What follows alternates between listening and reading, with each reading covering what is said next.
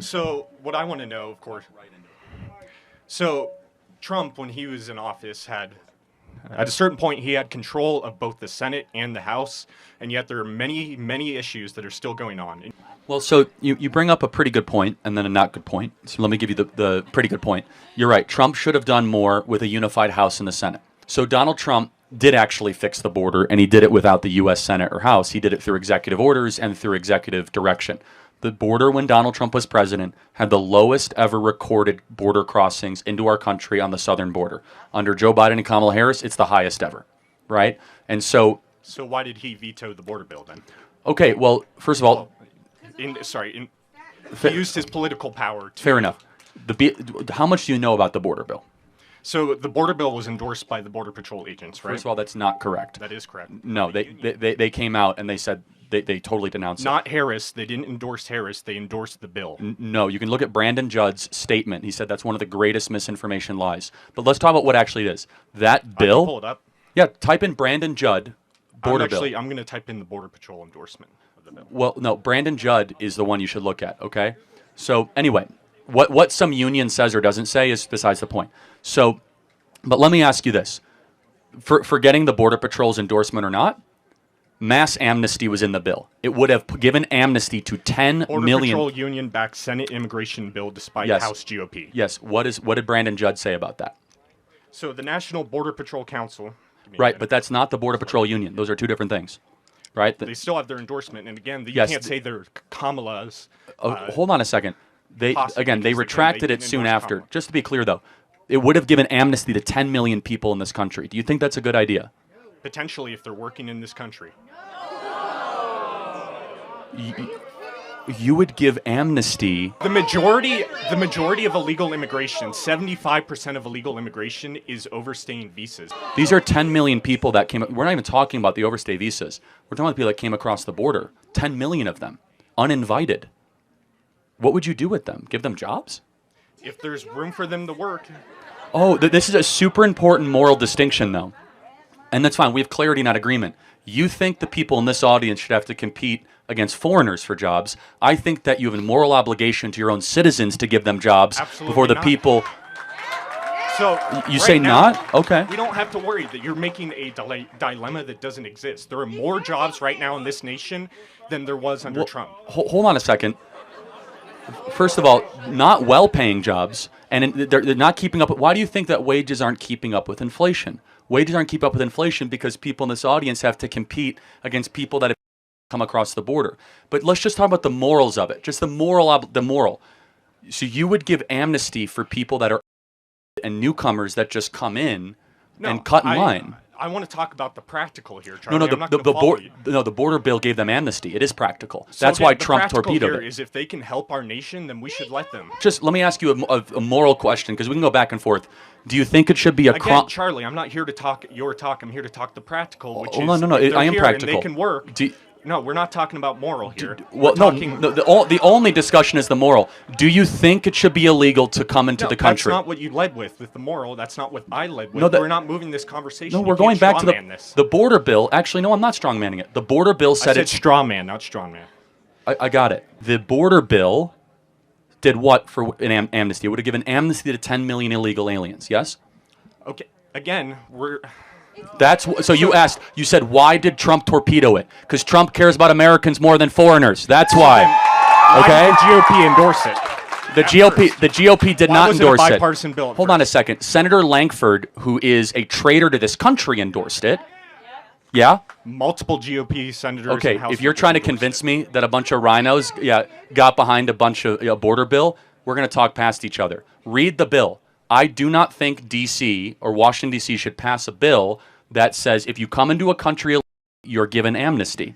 And you disagree. I don't. By the way, if they're doing jobs, more the reason to kick them out, because those should be jobs given to Americans. But the job market is higher now than it has ever been. The stock market is higher now than it has ever been. Let's hold on. Do you guys think the economy is better or worse? We're not. You are living on a cloud, man. Listen to the people of this country.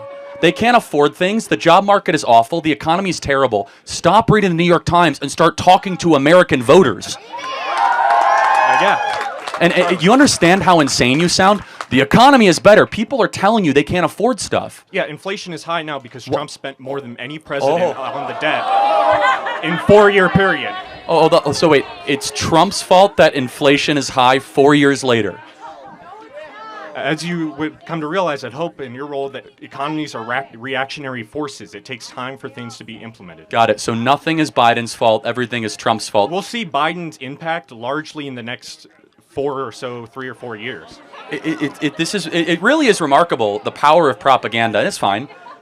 Do you think that Kamala Harris and Biden are successful? It depends on what metric.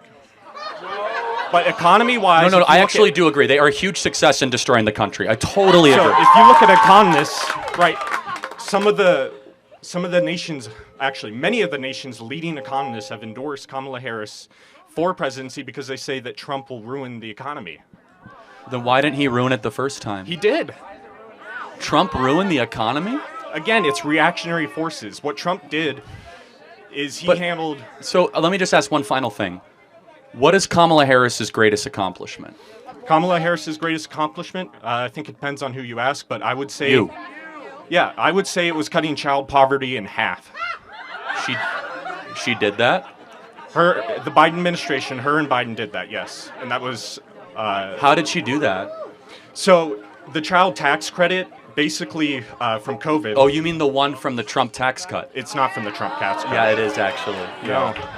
Yeah, it's actually from the tax cut from December of 2017. The one that Kamala Harris is running against is the one that you're touting right now. No, it's not the case at all, let me you can lie, but... No, I mean, you're just totally wrong. I encourage everyone to look up the child tax credit right now on your phones. Yeah, the child tax credit was part of the Trump tax cut. And look on what bill it was passed. Look what year it was passed. It was during it was 2017, literally. Donald Trump expanded the child tax cut credit in 2017. Final question. Do you think that Kamala Harris would do a better job the next 4 years than Donald Trump? If so, why? To make the case. I'm curious. Okay, so I would agree that Harris would do a much better job than Trump for a variety of reasons. Again, if you look at our current track record, we're coming out of the COVID and the Trump policy. We have the most amount of jobs. We have the highest paying stock market. We have child poverty that's cut in half. We have the most, the tax credit. So we have multiple reasons. And then if you look at the case against Trump, you'll see that multiple economists have said that Trump will ruin the economy, right, including Nobel Prize winners. No, it's just... And this is actually really instructive. And thank you for embodying it so perfectly, which is that, like, everyday people are no longer buying the rubbish, that everything's fine, everything's great. Young people can't afford homes. Right, because... If you here in Montana specifically, no, every state has seen housing prices go up, but not just that. It's that energy prices are up. It is harder than ever to be able to have a family. We have a fertility crisis. Let's take Montana for example. Northwestern energy prices are going up under a Republican board of commissioners, despite having a budget surplus this year of over $2 billion. I don't know about that. I'm sure somebody else can comment on that. But going back to the macro trends across the country. Donald Trump, when he was president, lower income earners saw their incomes go up the most. Young people were flourishing, lowest ever black unemployment, Hispanic unemployment, Asian American unemployment. We saw an economic renaissance and a miracle. But here's the point. Here's actually the kicker. Here's how I know I'm right.